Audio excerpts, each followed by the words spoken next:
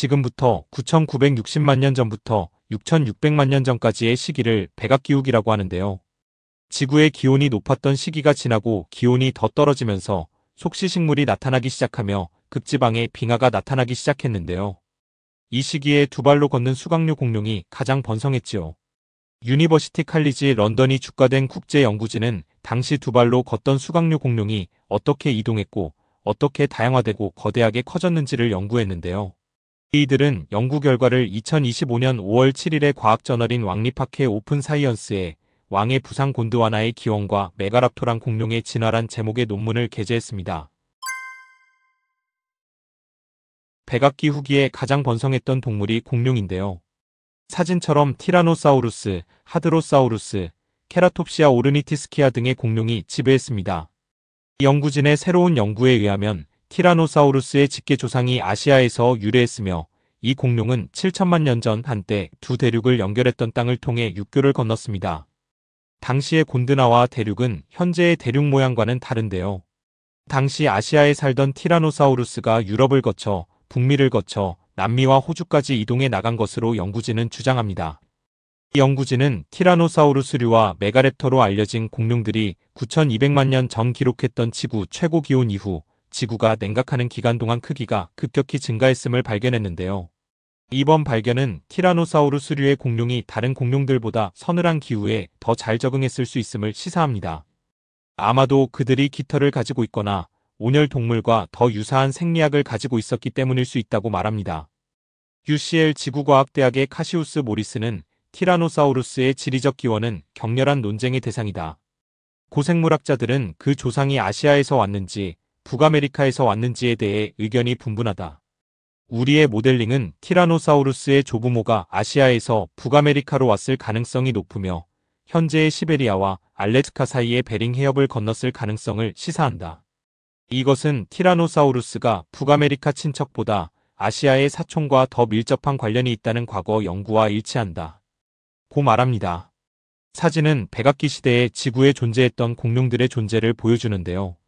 그림의 왼쪽은 백악기 중기의 남반구 동물군으로 최상위 포식자인 머리가 길고 몸집이 큰 용각류 공룡과 티라노사우루스류의 공룡이 있었는데 티라노사우루스는 작았습니다. 그림의 오른쪽은 백악기 말기 북반구 동물군으로 티라노사우루스류, 하드로사우루스, 케라톱시아 오르니티스키아 공룡이 우세하던 풍경으로 티라노사우루스는 더 커졌고 풍경은 온대적인 모습입니다. 이번 연구를 위해 연구진은 티라노사우루스류와 그들의 사촌인 메가랩터가 어떻게 전 세계를 이동했는지 조사했는데요. 그들은 화석, 공룡의 진화나무, 당시의 지리와 기후에 기초한 수학적 모델을 사용했습니다. 중요한 것은 이 모델들이 화석 기록의 빈틈을 설명하고 불확실성을 계산해 통합한다는 것이지요. 메가랩터는 거대하고 육식을 하는 공룡 중 가장 신비로운 것으로 여겨지는데 메가랩터 화석은 거의 발견되지 않았기 때문입니다. 티라노사우루스와는 대조적으로 그들은 사람의 키가 큰 한 가느다란 머리와 팔을 진화시켰고 발톱 길이는 최대 35cm에 달했습니다. 연구진은 모델 분석 결과 메가랩터가 이전에 생각했던 것보다 전 세계에 더 널리 분포되어 있으며 약 1억 2천만 년 전에 아시아에서 시작되어 유럽으로 퍼져나간 다음 곤드와나의 넓은 남부 대륙 전체에 퍼졌을 가능성이 있다고 결론지었습니다. 이 연구에 의하면 티라노사우루스류와 메가랩터는 모두 9,200만 년 전 백악기 최대 온도로 알려진 지구 온도의 정점 이후 기후가 냉각됨에 따라 대체로 동시에 거대한 크기로 성장했는데요. 이러한 급속한 성장은 다른 거대한 육식 동물인 카르카로돈토사우루스류의 멸종에 뒤이은 것으로 먹이 사슬의 최상위에 올라섰음을 뜻하고요. 이 연구진은 티라노사우루스류가 경쟁 공룡 그룹보다 더 낮은 온도를 더 잘 활용할 수 있었을 것이라고 결론지었습니다.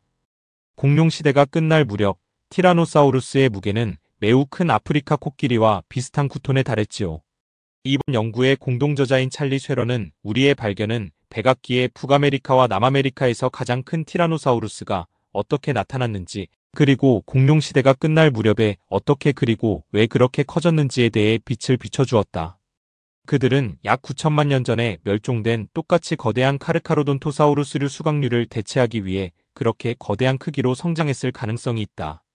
이 멸종은 티라노사우루스가 그러한 크기로 성장하는 것을 막고 있는 생태학적 장벽을 제거했을 것이다. 라고 말합니다.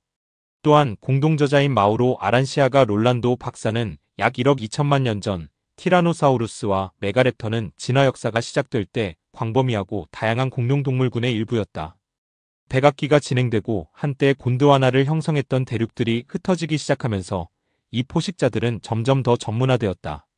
이러한 진화적 변화로 인해 아시아와 같은 지역에서는 메가랩터가 결국 티라노사우루스로 대체되었지만 호주와 파타고니아 같은 지역에서는 메가랩터가 생태계를 지배하는 최상위 포식자로 진화했다. 라고 주장합니다.